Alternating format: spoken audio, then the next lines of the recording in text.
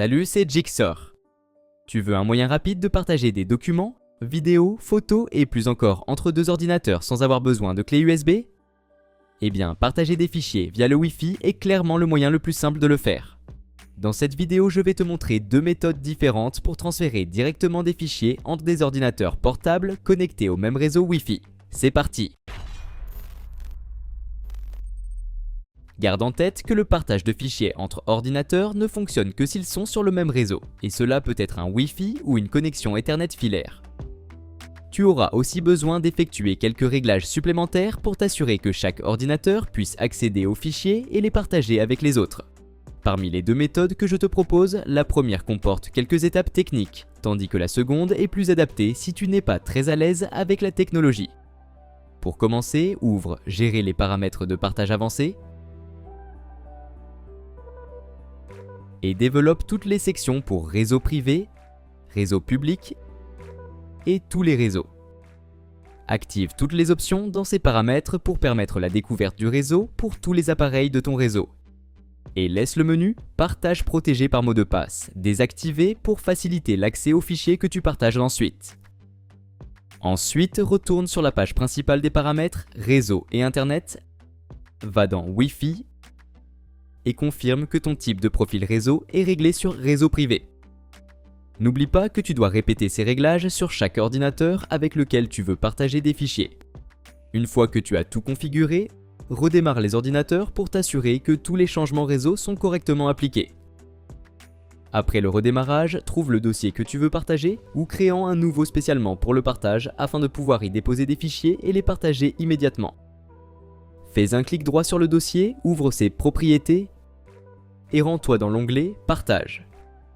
Clique sur « Partager », sélectionne « Tout le monde » dans le menu déroulant et confirme avec le bouton « Ajouter ». Pour plus de personnalisation, va dans « Partage avancé », coche la case « Partager ce dossier » et renomme le dossier partagé si tu le souhaites. Tu peux aussi limiter combien de personnes peuvent accéder au dossier partagé en même temps. Ensuite, rends-toi dans « Autorisation ». Sélectionne le nom d'utilisateur que tu as défini plus tôt, dans ce cas « Tout le monde », et accorde ou refuse « Contrôle total », « Modification » ou « Lecture ». N'oublie pas que « Contrôle total » donne le plus haut niveau d'accès, permettant aux utilisateurs de tout faire avec le fichier ou le dossier, y compris modifier les autorisations des autres. Si tout est bon, clique sur « OK » dans toutes les fenêtres ouvertes pour enregistrer tes modifications. Après avoir partagé le dossier, les autres ordinateurs du réseau pourront le voir immédiatement en ouvrant le répertoire d'ordinateurs depuis la section « Réseau » dans « Explorateur de fichiers ». Si tu trouves que la première méthode est un peu trop technique, pas de souci, j'ai une alternative plus simple. Ce que j'aime vraiment avec cet outil, c'est qu'il rend le partage de fichiers beaucoup plus facile sans avoir à passer par autant d'étapes ou à configurer des réglages compliqués. Pour l'essayer, clique sur mon lien ci-dessous pour télécharger le logiciel et obtenir jusqu'à 500 Go de partage de fichiers gratuits lorsque tu t'enregistres.